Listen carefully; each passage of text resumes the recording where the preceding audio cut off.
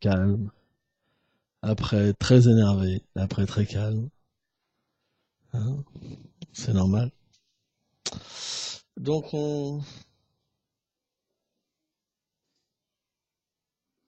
par contre, il faudrait qu'elle ferme la deuxième porte. Parce que on sent que...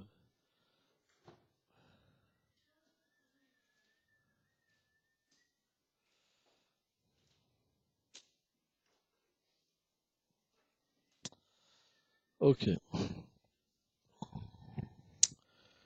Nam Vedana Tapasa, Naranara Sechaya, Sakavam Vedodastum, Ditadam Ashimamtam. Ni l'étude des Védas, ni l'austérité, ni la charité, ni les sacrifices ne permettent de me voir dans cette forme que tu contemples maintenant. Commentaire.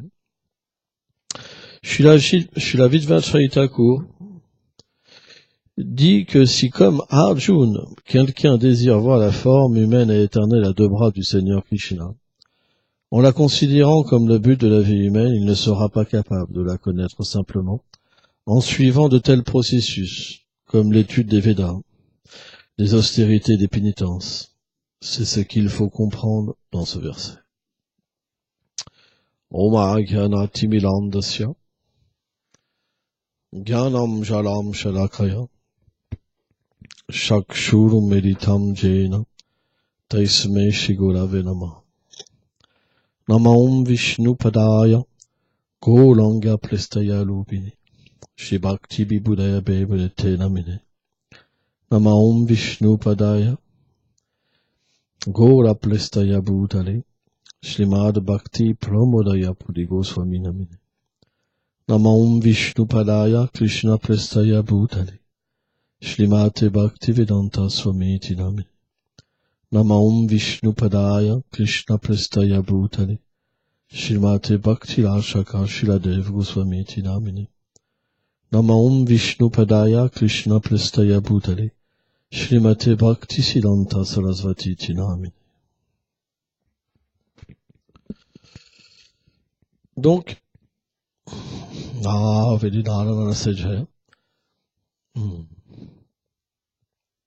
Krishna explique que comprendre sa forme, c'est extrêmement difficile. C'est pour ça que la Bhagavad Gita, ou le Srimad Bhagavatam, commence toujours par une description de sa forme universelle, de ses opulences, par exemple.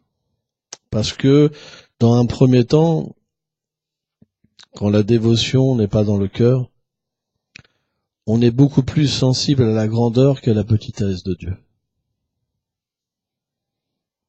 En fait, le Seigneur suprême, en tant qu'absolu, il comprend tout ce qui est grand, parce que tout émane de lui, mais en même temps, puisque nous sommes des personnes, et qu'il est l'origine de tout, il est aussi une personne. Parce que de lui viennent les sentiments, la beauté, la connaissance, l'austérité, le renoncement, le savoir. Et, selon les plus grands maîtres et les Védas, tout émane de cette personne suprême. C'est pour ça qu'on dit que des trois notions de la vérité absolue, les trois aspects, soit Bhagavan, la personne suprême, Paramatma, l'âme suprême, qui est parce que le Seigneur est aussi présent dans le cœur de chaque chose, et Brahman, son aspect sans forme énergétique, Brahmajyoti. De ces trois aspects, la source est Bhagavan. C'est ce qu'expliquent les Védas. C'est pour ça que notre philosophie Vaishnava, elle repose sur une chose, c'est la compréhension de cette personne suprême. Une fois qu'on peut comprendre cette personne suprême, on peut comprendre notre personnalité par avant. Et selon les vies passées, Yo Yam Chatu Ichati, Krishna explique qu'il réciproque avec les actes, et tamam prapadante, selon la conscience des êtres vivants. Donc parfois, il se manifeste comme le Brahman, pour quelqu'un qui veut le voir en tant que l'énergie. Pour les yogis, il se manifeste en tant que l'âme suprême, Vishnu. Et pour les bhaktas, alors il se manifeste dans la forme éternelle que le dévot chérit. Donc ça peut être Krishna, Ramachandra, par exemple, Narayan.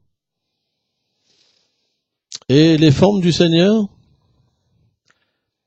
toutes ces formes, parce que le Seigneur est un, mais il prend différentes formes pour assurer ses divertissements et combler en fait les désirs de ses dévots.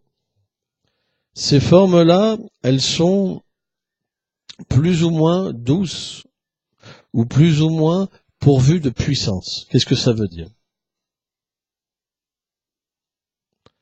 Ça veut dire que plus la dévotion est élevée, et moins les êtres ont conscience qu'en face d'eux, Dieu est présent.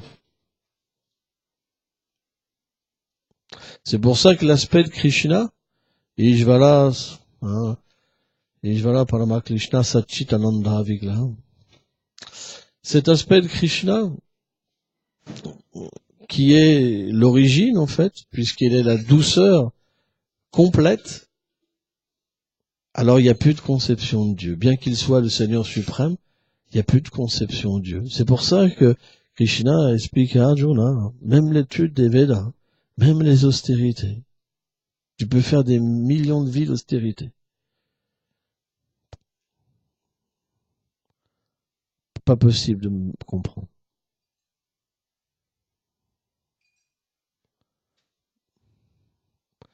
Bhaktiyavam Bhajanati. Seule la dévotion, seul le désir puissant d'exister pour moi permet véritablement de me comprendre. Parce que ce monde de Krishna, c'est un monde où il n'y a que la douceur, il n'y a que la camaraderie, la fascination, l'amour. Je vais vous raconter une petite histoire aujourd'hui, pour vous dire à quel point que qui va dire que c'est Dieu derrière ça. Durvasa Muni, c'est une manifestation de Sadashiva qui intervient dans les divertissements avec Krishna de temps en temps. Radharani, c'est l'énergie interne du Seigneur suprême. La Swarup Shakti, l'origine des trois Shaktis du Seigneur suprême. Trois énergies. Et elle est toujours manifestée éternellement comme la préférée du Seigneur. Son Ishtadev, celle qui est dans son cœur. Alors on pourrait se dire, mais attends, mais Dieu, il a besoin de rien. Il est sur un nuage. Il n'a pas besoin de manger, pas besoin de boire, pas besoin d'aimer. Mais vous pouvez aimer. Vous avez le droit d'aimer. Vous avez le droit de manger, vous avez le droit de boire. Mais lui, non. Vous l'avez décidé, c'est ça? Hein? Oh, vous êtes supérieur. Certainement. C'est pour ça que vous voyez le nuage. En fait, le monde transcendantal, c'est pas un nuage. C'est un monde conscient, empli d'amour. Et donc, Radha et Krishna, dans ce monde-là, alors sur d'autres planètes, ils sont ensemble, comme le Seigneur suprême et la déesse suprême, Lakshmi Narayan, mais dans ce monde de la douceur, personne ne sait qui sont le Seigneur. Personne. Pourtant, tous les êtres qui sont autour d'eux, c'est des émanations de Radharani, les émanations de Krishna. Mais personne ne sait. Parce que l'énergie suprême Yogamaya recouvre tout le monde. Tout le monde oublie simplement, c'est l'amour pur. Et donc Radha et Krishna, des obstacles sont mis dans leur union. Vous vous rendez compte? Il y a une personne qu'on appelle Abhimanyu, par exemple. Kutila, Jatila, qui sont des puissances, en fait, qui sont manifestées pour créer des obstacles au Seigneur suprême. Vous vous rendez compte? Comme une belle-mère, hein, Jatila, hein, qui a marié son fils Abhimanyu à Radharani. Et pourtant, Abhimanyu, c'est comme quelque chose, c'est comme le mana de Radharani. Mana, ça veut dire le sentiment de Radharani d'être marié, qui se manifeste en tant qu'Abhimanyu. Ben, Abhimanyu, il a jamais pu même toucher Radharani. Et pourtant, Radharani est marié avec Abhimanyu. Alors déjà, ça, dit, quel monde bizarre. Et Durvasa Muni, un jour, bien que Radharani est l'origine de tellement de choses, Durvasa Muni, ça devrait être simplement un petit serviteur de Radharani, tout petit. Hein. Mais, comme il y a cette énergie de douceur, tout est inversé. Et Durvasa Muni, un jour, elle a même donné une bénédiction à Radharani. Que tout ce que tu cuisineras, ça sera comme du nectar. Ça allongera la vie des gens. Et enlèvera tous leurs obstacles. Donc Radharani a eu cette bénédiction-là. Et donc Yavat, elle habite à Yavat, Radharani. Et Krishna, lui, il habite à Nandaglam. Nandaglam, notre Seigneur Shiva a pris la forme d'une montagne pour que les associés du Seigneur mettent ses pieds sur sa tête. Imaginez-vous la grandeur des associés du Seigneur. Oh, Shiva lui-même, c'est Nandishvar, c'est la deuxième forme de Shiva. Shiva est toujours manifesté comme une colline pour prendre la poussière de Krishna et de Radharani de ses associés. Il vient pour prendre le nectar. Il se manifeste aussi en tant que Gopishvar. C'est la forme originelle de Shiva, en tant qu'une gopi. Pour protéger le cercle de la danse rasa. Krishna danse avec les gopis. Et donc un jour, Jatila, qui est tordue, qui veut absolument que Radha et Krishna se rencontrent pas, elle est considérée un peu comme folle. Hein? Elle a dit à sa fille, Kutila, il faut absolument protéger notre belle fille, Radharani. Parce qu'il y a un serpent noir, Krishna, qui essaye toujours de la mordre. Il faut faire tous les arrangements. À partir d'aujourd'hui, on la cloître à la maison. Et donc, Kutila, elle a dit, mais maman, mère, tu ne penses pas que quand Mère Yashoda va apprendre ça, parce que, en fait, Radharani, tous les jours, elle allait cuisiner un Nandagram pour Krishna, pour allonger sa vie et enlever tous les obstacles. Et Mère Yashoda, elle pensait que Krishna avait la force, la beauté, pouvait vaincre des nombreux démons grâce à la nourriture de Radharani. Grâce à la nourriture de Radharani. Donc, Kutila a dit à Jatila, ça va être très difficile d'empêcher Radharani d'aller à Nandagram. Jatila a dit, tu sais, c'est pas notre coutume que les jeunes filles aillent comme ça dans un autre endroit sans être accompagnées. Notre coutume, c'est que les femmes soient chastes. Au pire, elle pourra cuisiner quelques sweets à la maison, et Danishta pourra les amener à Nandagram tous les jours. Et là, quand Radharani a appris ça, Radha et Krishna, c'est un. C'est comme une bulbe, une même bulbe avec deux fleurs. Une fleur, un lotus jaune et un lotus sombre, bleu sombre. Quand Radharani a appris qu'elle pourrait plus rencontrer Krishna, elle est rentrée dans une séparation extrême. Son corps était aussi chaud que du métal en fusion.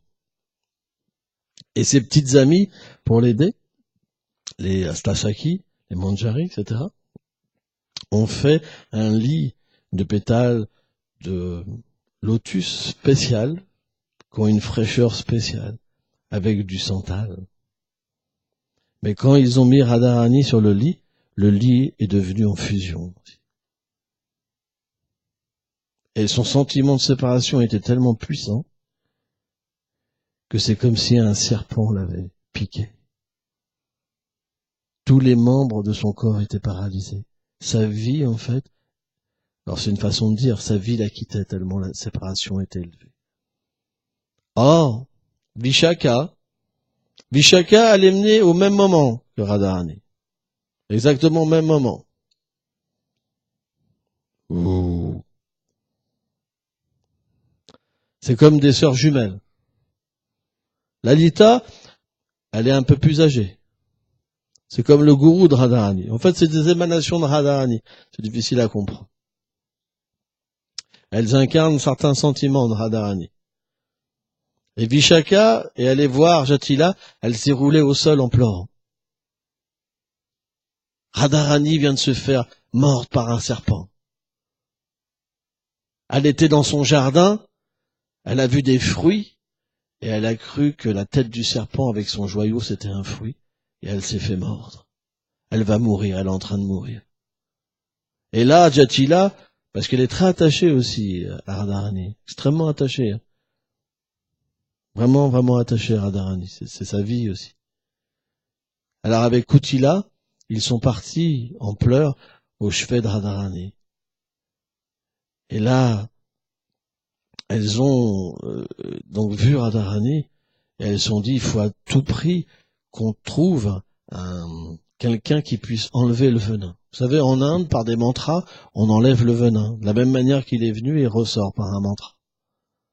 Il y a des yogis spéciaux, des médecins, qui chantent des mantras, et le venin du serpent ressort de la peau.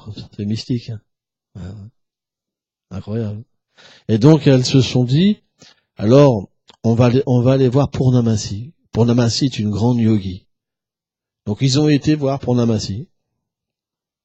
Et Purnamasi a dit, ah non, moi, j'ai pas cette science-là.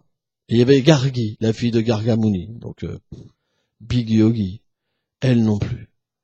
Mais elle lui a dit comme ça que j'ai ma demi-sœur, je sais plus, une cousine ou qui s'appelle Vidyavali, qui elle est expert dans les mantras pour les serpents. Elle habite à Mathura. Son père c'est un grand brahmana, d'une lignée vraiment pure.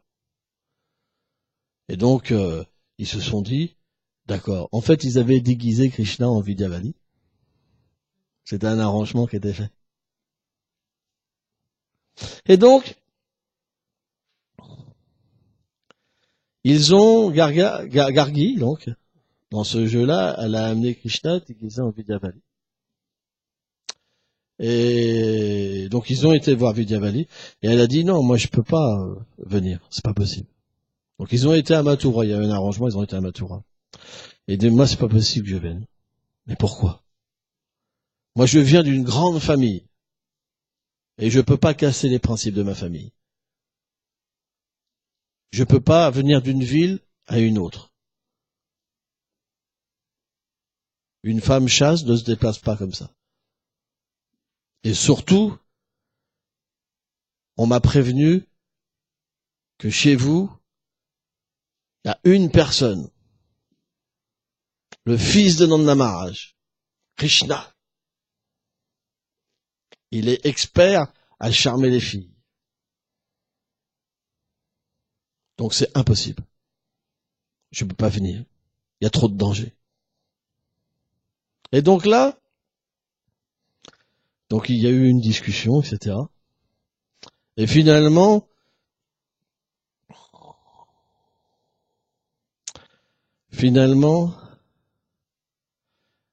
Jatila, donc elle dit que personnellement, avec Gargi, Et Purnamasi, donc ils allaient amener donc Vidyavali au chevet de Radharani et qu'elle serait protégée. Donc, elle a bien voulu à une condition, que pour soigner Radharani, il fallait qu'elle prenne les restes du pan qu'elle mâchait. Alors ils ont trouvé ça bizarre.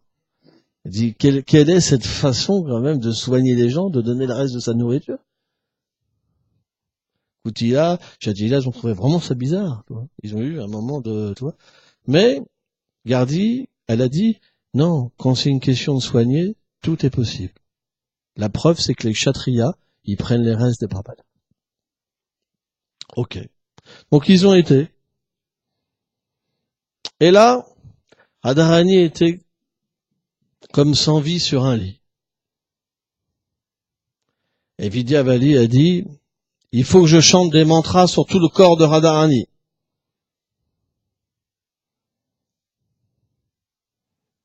Mais voilà, elle est habillée, c'est pas possible.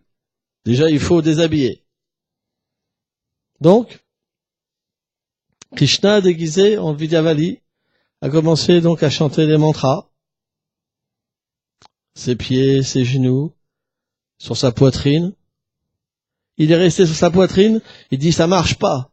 Ma puissance ne rentre pas et ne peut pas extraire ce venin. Donc maintenant, je vais donner le reste de mon pan. Là non plus, ça marche pas. La seule chose qui me reste à faire, c'est de sortir, d'appeler ce serpent dans ce lieu même, celui qui l'a piqué. Et pour ça, vous devez sortir. Donc, tous sont sortis, un peu avec l'oreille sur la porte, pour entendre la discussion. Et Krishna avait pris la voix du serpent, et puis de Vidyavali aussi. Il dit, oh, roi des serpents, pourquoi tu es venu? Qui es-tu?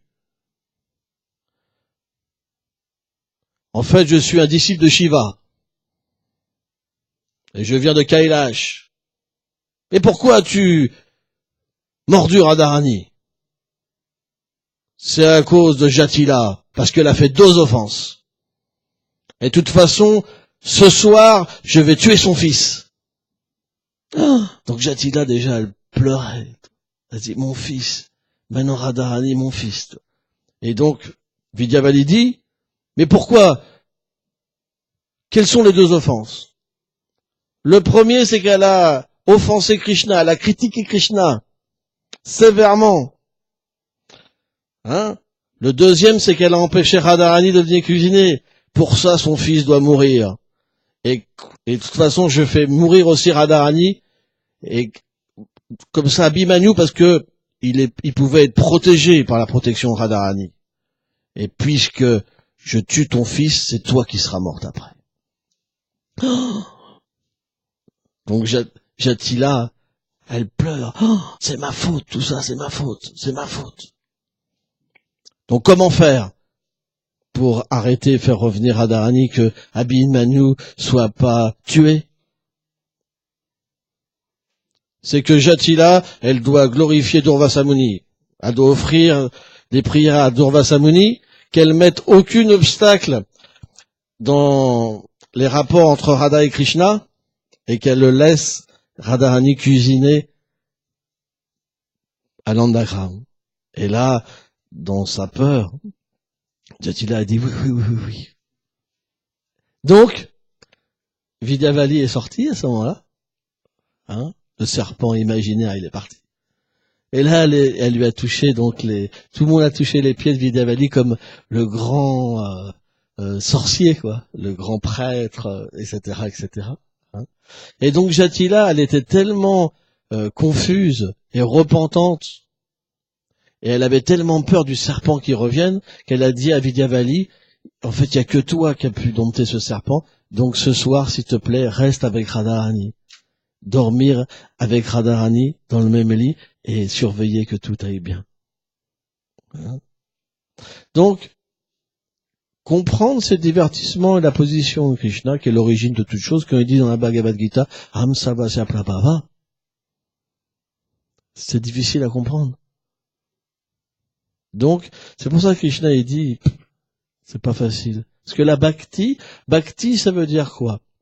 Ça veut dire que il y a quelque chose qui descend en nous à travers la miséricorde d'un Vaishnava et qui nous élève sur un plan où on puisse véritablement être comme une abeille et pouvoir goûter la douceur. Pas l'opulence, la douceur.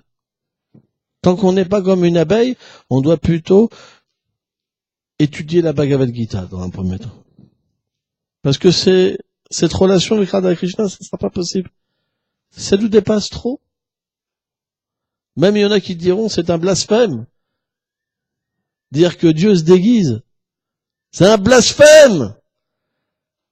Où est le bûcher? Où est les clous? Pas évident. Hein, vous allez dire ça à certains, vous y laissez votre gorge. Non, mais c'est vrai. Après, on va accrocher votre tête sur un bâton et on va faire une procession avec. Vous comprenez? C'est pas évident. De la même manière, un président de la République, quand il est habillé en costard et qu'il a 10 gardes du corps autour, tout le monde a foi en lui, en son pouvoir. Mais si vous le retrouvez chez lui avec son gamin sur son dos, il dit hey, papa, avance là. Alors vous direz, bon, c'est ça le président? Vous comprenez? Donc il y a une phase externe où le Seigneur crée, détruit, maintient toutes choses. Il vous donne l'intelligence. Ça ne Vishto, par exemple. Il vous donne le fruit de vos actes. Mais ça n'a rien à voir avec son intimité, sa vérité. Si vous voulez être proche de Dieu, il faut apprendre graduellement, déjà en commençant par la création, après en comprenant les rapports qu'il a avec les demi-dieux, comme Shiva, comme Brahma, comme Durga, comme Sarasvati, etc., etc. Après, qu'il ait aussi l'aspect du Brahman, que tous les univers émanent de lui, et puis graduellement comprendre que plus on va monter, et plus sa divinité va être recouverte par l'amour et la douceur, au point que on ne peut plus comprendre après que c'est Dieu. Parce que la bhakti, l'amour, ça veut dire quoi? Ça veut dire que on veut l'intimité. On veut pouvoir embrasser Dieu. On veut pouvoir masser ses pieds. On veut qu'il ait besoin de nous. Je vais vous prendre un exemple. Imaginez-vous en face de vous quelqu'un dont tout émane. Illimité. Qu'est-ce que vous allez faire? Votre corps va trembler. Vous allez vous prosterner. Me détruis pas. Me détruis pas. Hein? C'est ce qui s'est passé avec Arjuna un peu dans la Bhagavad Gita. Ok? Si vous prenez le même personnage, mais il n'y a que l'amour. Il n'y a plus de puissance. Il y a un amour illimité. Il y a une beauté illimitée. Il y a des qualités illimitées et qu'il ait besoin de vous. Alors d'une manière illimitée, vous vous donnerez à lui. Vous serez prêt à mourir des millions de fois, juste pour essuyer une petite tache de sueur. Ça, c'est ce qu'on appelle la bhakti. Plus Dieu est loin, moins il y a d'intimité. En fait, la réalisation du Paramatma, du Seigneur dans le cœur, c'est comme si le Seigneur était loin, très loin. Il n'y a pas du tout d'intimité. On voit simplement cette personne qui est dans notre cœur, qui est dans le cœur de chaque être vivant et qui donne le karma à chacun. Ça, c'est ce qu'on appelle la réalisation d'un yogi. Mais dans cette situation-là, le Seigneur est tellement loin. Il va vous parler en vous éduquant comment le voir dans chaque chose. Je suis dans le cœur de chacun. De moi viennent le souvenir et l'oubli. Oh, regarde ma puissance. Voilà comment le Seigneur parle dans cette chose-là. Mais plus la relation est intime, et plus vous voyez même le Seigneur se faire reprendre par sa mère. C'est pas une mère ordinaire, hein. Mère Yashoda, c'est pas une mère ordinaire. C'est une manifestation de Radharani dans l'affection parentale. Elle a une beauté illimitée, un pouvoir illimité. Mais son amour est tellement grand, elle est tellement abandonnée au Seigneur suprême que Krishna est complètement sous sa dépendance. Et pourtant, à la fois, il est aussi présent en tant que l'âme suprême dans le monde matériel, en tant que Karadakshlesh Vishnu, où il crée tous les univers. Il est aussi présent dans toutes les formes, mais dans cet aspect de douceur, quand Mère Yashoda elle a une baguette, Krishna s'enfuit et pleure. C'est pour ça que les grands sages disent, qui peut comprendre Krishna? Des exemples sont donnés, par exemple, quand Brahma, il est venu, il avait entendu parler que le Seigneur suprême était sur la planète Terre en ce moment. Il est descendu. Il a vu un enfant tellement beau. Alors certes, il était fasciné, mais il s'est dit, ça peut pas être le Seigneur suprême. Moi, je le connais, ce Seigneur suprême. Il vit sur ma planète. Il m'enseigne directement les Védas. J'ai vu aussi sa forme de Narayan. Il est suprême. Alors que là, il est juste un enfant, il joue avec ses amis. Ses amis, il croque un sweet et il lui donne après dans la bouche. Ça peut pas être Dieu. C'est vrai? Brahma a pensé comme ça. Mais quand je vous raconte cette histoire-là, qui a foi dans cette histoire-là? On est comme Brahma. Parce que si on parle de Krishna de cette manière-là, qui va aller vers Krishna? Non, c'est pour ça que Krishna, il enseigne la Bhagavad Gita. Parce que s'il n'y a pas de pouvoir, on ne verra pas à lui.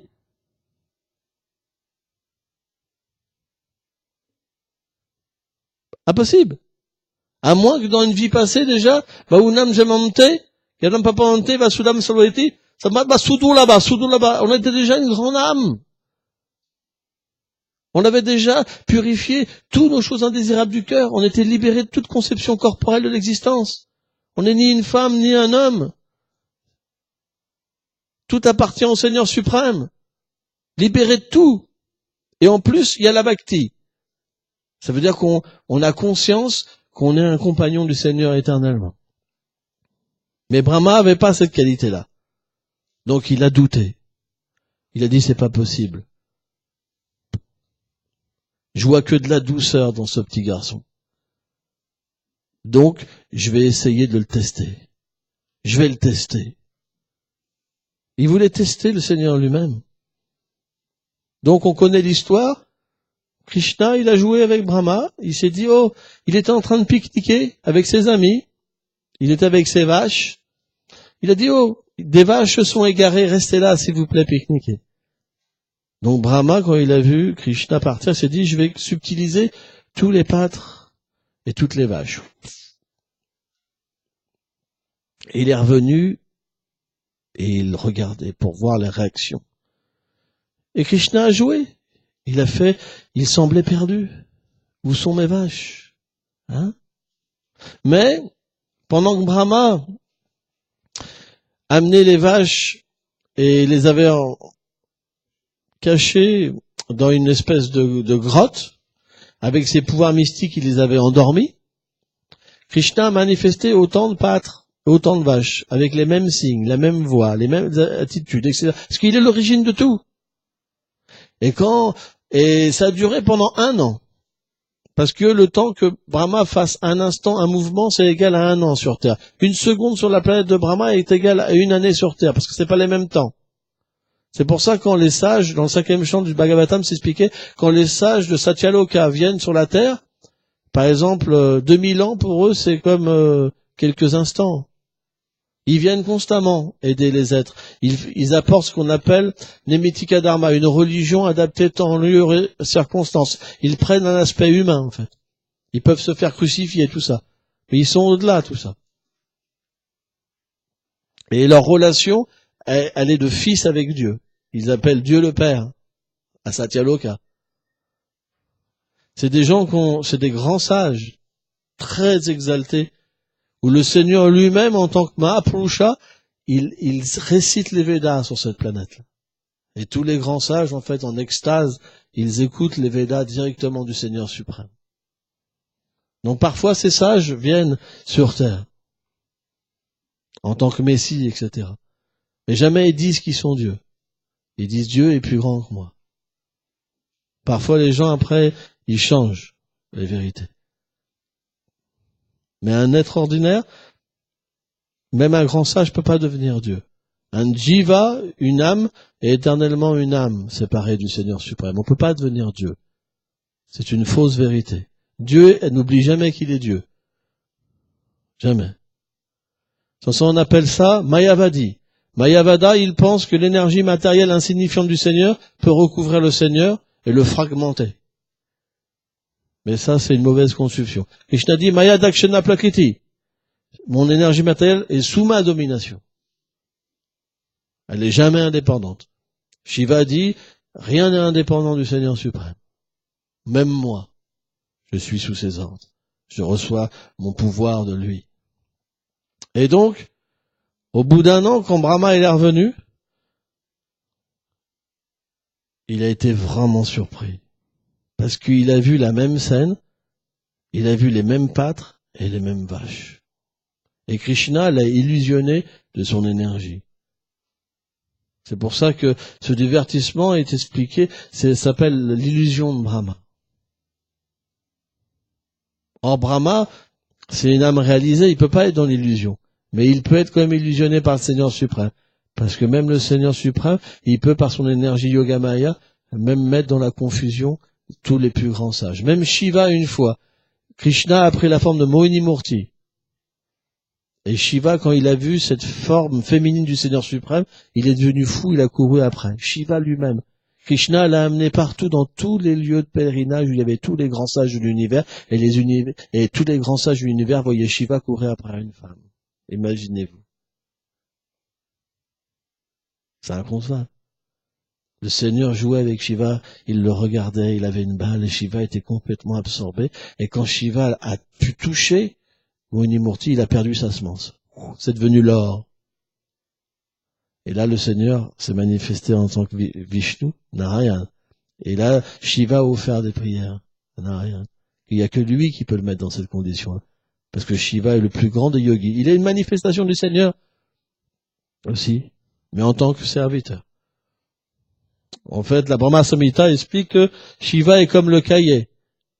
On peut pas faire à partir du cahier du lait. Ou du yaourt, du lait. Hein. Et donc, Brahma était confus. Il dit, je suis Brahma. Il avait un certain orgueil quand même, hein, dans cette relation-là quand même. Il voulait tester le Seigneur lui-même. Quand même, c'est balèze, quoi. Parce qu'il est puissant, Shiva. Brahma. Tous les jours, il détruit, et tous les jours, il reconstruit une partie de l'univers. Imaginez-vous le pouvoir de Brahma. Donc, changer le jour en nuit, ou arrêter la pluie, ou marcher sur l'eau, c'est rien du tout pour ces gens-là. Hein. C'est des tout petits pouvoirs mystiques. Ramener une personne à la vie, c'est tout petit. Bhrigu Muni, rien que par ses mantras, il a ramené tout un champ de bataille à la vie, quoi. C'est rien du tout, c'est tout petit pour ces gens-là.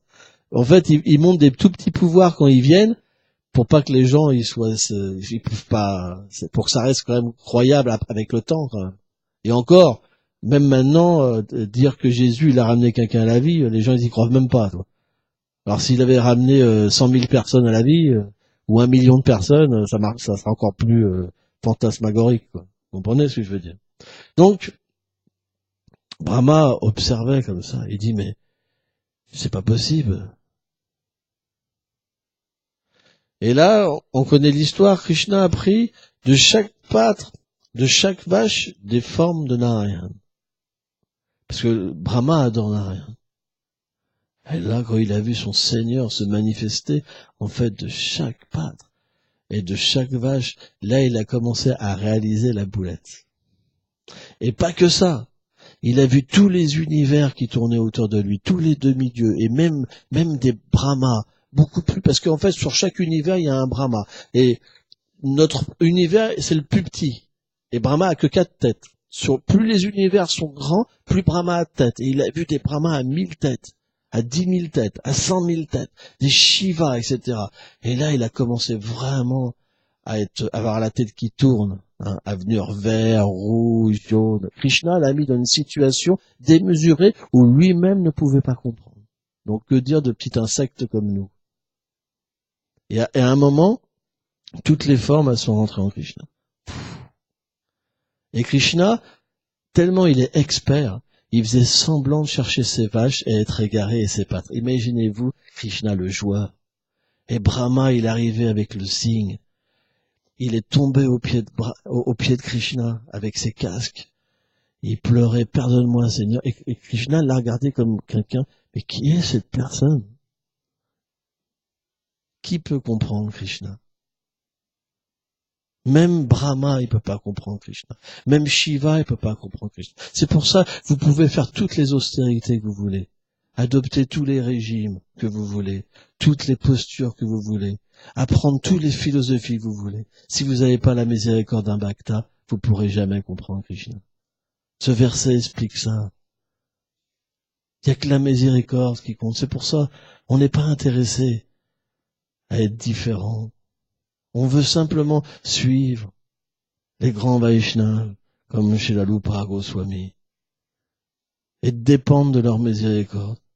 Nous, ce qu'on veut, c'est simplement mettre sur notre tête l'instruction du maître spirituel et d'aller aider les êtres vivants. On n'est pas intéressé par nous-mêmes. On est juste intéressé par la miséricorde. C'est pour ça, c'est ce qui nous diffère entre un bhakta et un yogi. Un yogi, il est intéressé par lui-même, mais pas un bhakta. Parce qu'un bhakta, quand il est malade, c'est Krishna lui-même qui vient l'aider. Krishna lui-même vient le masser pendant la nuit. Krishna lui-même porte son corps. Alors qu'un yogi, lui, il est obligé de faire tellement de postures, tout ça, pour se maintenir. C'est ça la différence. C'est qu'il y en a un qui est complètement abandonné à la miséricorde, et l'autre, il est sur son propre pouvoir. Le yoga, c'est comme une ascension à l'échelle, par une pratique. La bhakti, c'est l'abandon. Alors, ça ne veut pas dire qu'on fait n'importe quoi non plus, qu'on mange n'importe quoi, qu'on n'a pas d'hygiène de vie, etc. Mais on accepte les choses par amour pour Krishna, pas pour nous. Quand on fait des choses pour nous, alors on est plus dans ce qu'on appelle le gyan. Ça veut dire la compréhension d'un mécanisme pour arriver à une perfection. Alors que la bhakti, c'est qu'on accepte les choses pour Krishna. Maintenant, on peut savoir dans notre vie, est-ce qu'on a tout accepté par amour pour Krishna? Donc c'est pour ça qu'on ne peut pas comprendre Krishna. Le jour où on vivra complètement pour Krishna, qu'on acceptera toutes les choses qu'on a pour Krishna, pour lui, par amour, alors on pourra voir ces divertissements, les comprendre. Mais si on n'est pas abandonné, même si vous les entendez, ça vous donnera aucun goût, en fait. Vous aurez pas de goût, vous aurez envie de dormir, même. C'est pas possible. C'est pour ça, c'est très rare. Ne vous étonnez pas si vous avez des frères qui s'en vont. C'est normal. Qui peut comprendre une telle douceur? C'est impossible. Mais dans cet âge de Kali, il y a une miséricorde spéciale, c'est que Krishna, il revient en tant que Chaitanya Mahaprabhu. Et il vient donner cette miséricorde pour qu'on puisse le comprendre. C'est pour ça qu'on est simplement dans un mouvement de miséricorde. On ne croit qu'à la miséricorde. Mais en même temps, on agit. On suit aussi des règles. Mais des règles qu'on n'invente pas nous, qui nous sont données. C'est très important. Ou qui sont confirmées avec un maître spirituel authentique. Sans ça, on aura une autre réalisation du Seigneur suprême. Le Seigneur suprême,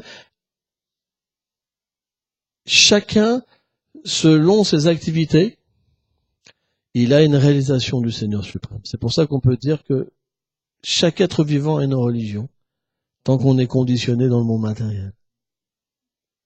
Mais sur le plan transcendantal, Quand on dépasse le plan du Brahman, du Paramatma, et qu'on peut comprendre notre relation éternelle avec le Seigneur suprême, alors on peut comprendre que le Seigneur suprême a des aspects bien définis, pas selon notre désir.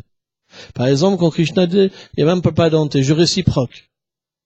Ça veut dire que on a des désirs et le Seigneur réciproque avec nous. Mais ça reste impersonnel. On peut jamais voir l'intimité du Seigneur suprême, comprendre ce qu'il est réellement. On voit simplement le Seigneur en relation avec nos désirs. Vous comprenez? Donc ça prend beaucoup de temps. C'est pour ça que Krishna il dit Bahunam Javante. Après des millions d'existences, quelqu'un peut me comprendre tel que je suis. Des millions, il dit. Bahunam, ça veut dire infini de vie. C'est pour ça que il y a une grande liberté. Dieu laisse une grande liberté. Parce qu'il est la liberté. Il nous offre ce monde pour connaître cette expérience. Et c'est à nous de désirer de revenir à lui ou pas. De toute façon, il nous aidera. Il est là. Quand vous priez, c'est ce même Seigneur suprême qui est là. Il n'y a pas de différent de dharma. En fait, on parle de différentes religions. C'est parce que les religions, les êtres ont des désirs différents, matériels. Certains veulent être libérés de la souffrance. Certains veulent des biens matériels, par exemple. Mais au-delà de toutes les religions, il y a l'état suprême de l'être vivant qui ne change plus, en fait. Mais les Védas expliquent que quand même, le Seigneur a différents aspects éternels. Et selon notre rasa originelle, selon cette graine qu'il y a dans notre cœur et qui est l'âme et qui est faite pour une relation avec le Seigneur suprême, alors on atteint une demeure du Seigneur suprême. Et cette demeure-là, c'est expliqué, elle est Satchitananda, éternelle, emplie de connaissances transcendantales et de félicité. C'est illimité. Il n'y a jamais eu de temps. Il n'y a jamais eu de commencement.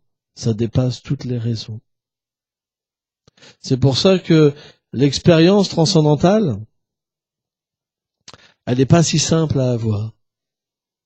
Parce que tant qu'on a des désirs, le Seigneur relationne avec nos désirs. Le jour où on veut vivre pour lui, alors il vient à nous.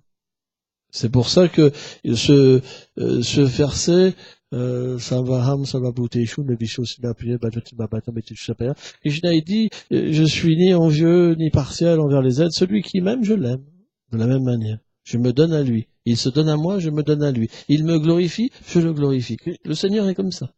Si vous vous donnez complètement à lui, il se donne complètement à vous. Ça, c'est le plan de la dévotion. Mais si vous lui demandez un beau frigo, il vous donnera qu'un frigo. Si vous priez pour être en bonne santé, il vous donnera une bonne santé. Mais vous n'aurez pas plus. C'est pour ça que si vous allez, par exemple, dans des lieux de culte, vous ouvrez les livres, vous verrez simplement, s'il te plaît, faites que ma petite fille aille son bac, faites que mon gendre aille mieux. C'est 70 pages remplies juste de désirs. Mais on ne peut pas atteindre Dieu comme ça. C'est pas possible. Le Seigneur sait ce qu'on a besoin. La seule chose, c'est d'être unis avec lui dans nos relations d'amour éternel. Après, tous nos problèmes partiront. Parce qu'on réalisera qu'on sera différent du corps, premièrement. Et deuxièmement, on réalisera qui nous sommes dans l'éternité. Et cette position-là, elle est tellement élevée et illimitée qu'on peut même pas la comprendre. On peut même pas la deviner. Parce que tous nos désirs sont comblés d'une façon illimitée et encore plus, et à chaque instant, et c'est toujours nouveau. C'est ça la demeure transcendantale. Alors que le monde matériel, c'est toujours limité, c'est toujours la même chose. C'est pour ça qu'on est toujours insatisfait. Un matérialiste, c'est quelqu'un qui est toujours insatisfait. Vous lui donnez quelque chose, 6 mois après, il veut autre chose. Ceci, c'est comme un enfant qui joue avec un jeu, il passe à un jeu 5 minutes après. Quand on est un peu plus grand, bon, ça prend un peu plus de temps. Hein? On se marie dans les enfants, et on dira, finalement, c'est pas si terrible que ça. Voilà. On a un boulot, ceci, cela. Toujours des problèmes. Mais le monde transcendantal, lui, c'est l'inverse. C'est pour ça, c'est pas évident de comprendre Krishna, mais si on essaye d'entendre sur lui, et de s'abandonner à lui, alors graduellement, notre désir va changer et il va nous aider à changer d'attitude. Parce que c'est juste une attitude intérieure. Si votre attitude est bonne, vous rencontrerez jamais Krishna. Impossible.